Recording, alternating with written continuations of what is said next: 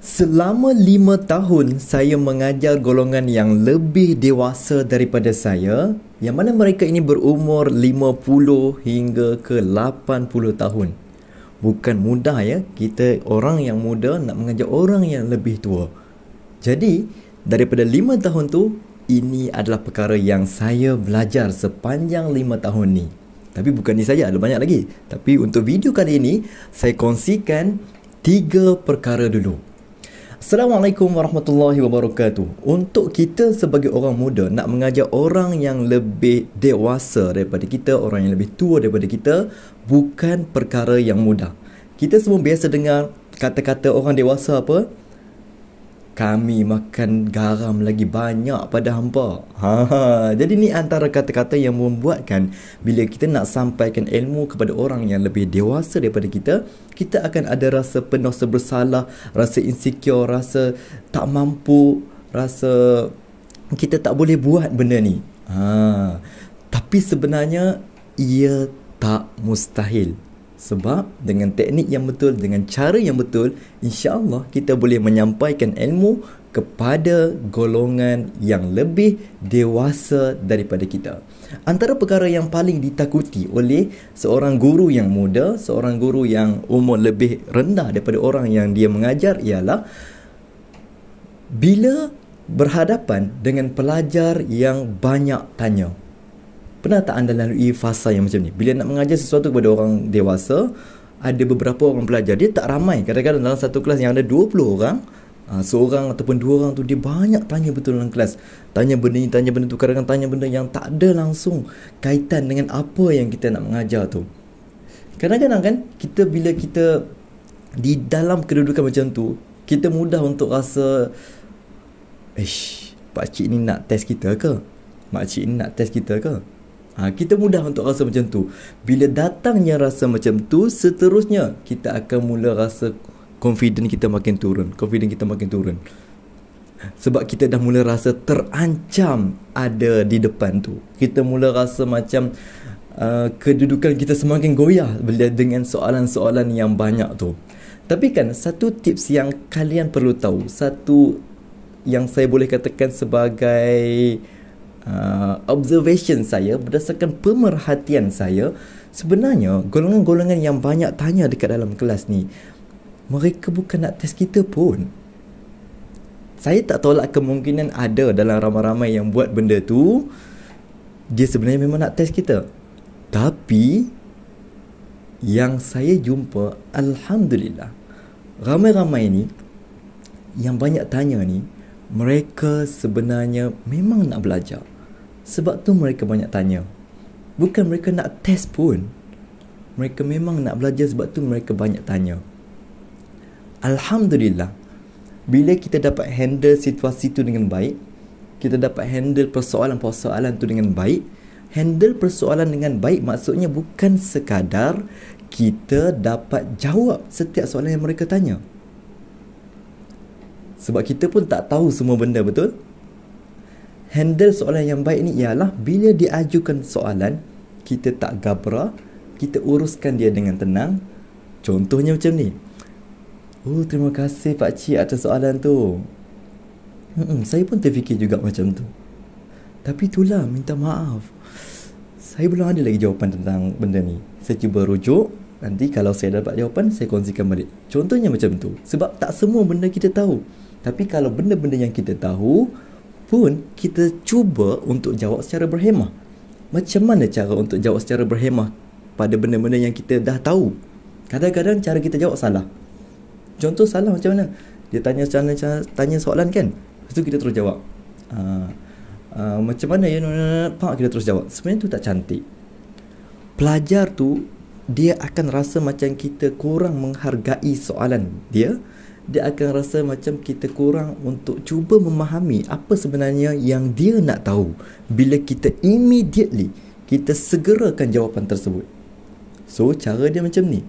Apabila kita cakap, kemudian pelajar tu tanya soalan pada kita, diam sekejap.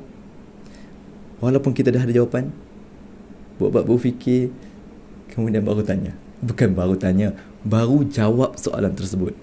InsyaAllah Bila kita buat macam ni, soalan-soalan tu membuatkan pelajar rasa dia punya soalan dihargai dan cara tindakan kita menjawab tu memuaskan hati dia. Sebab dia nampak kita bukan terus immediately nak jawab, kita bukan tergesa-gesa nak jawab, tapi kita cuba untuk cari apakah jawapan yang terbaik.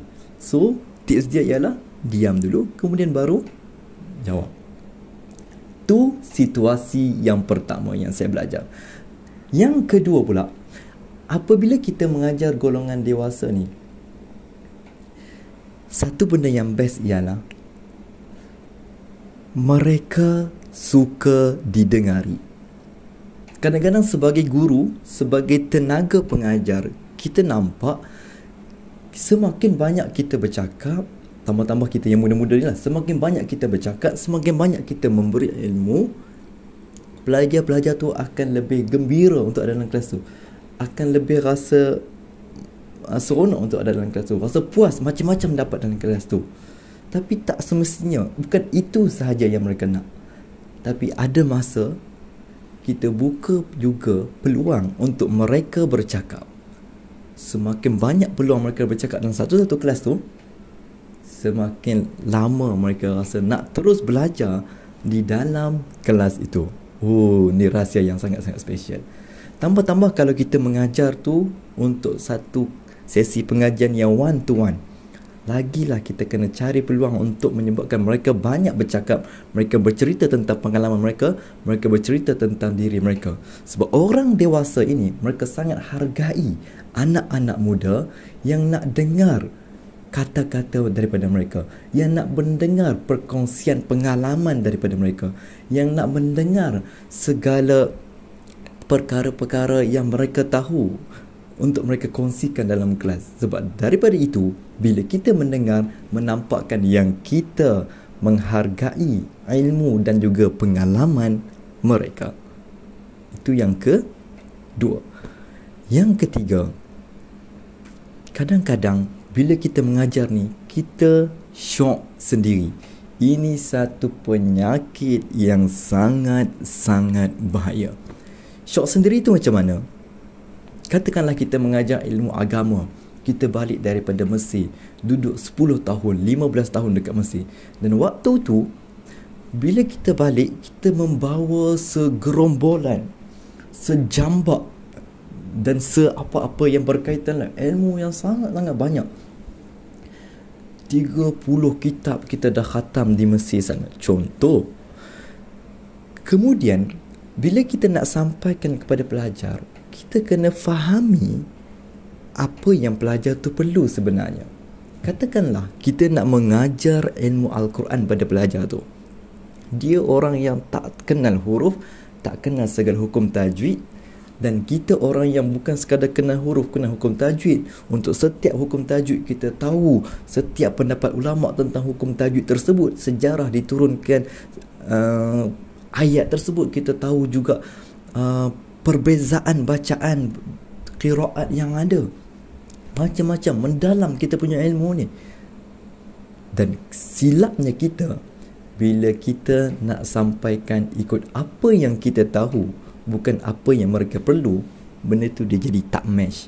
Bila tak match, pelajar tu akan rasa dia tak sesuai dengan kelas ni.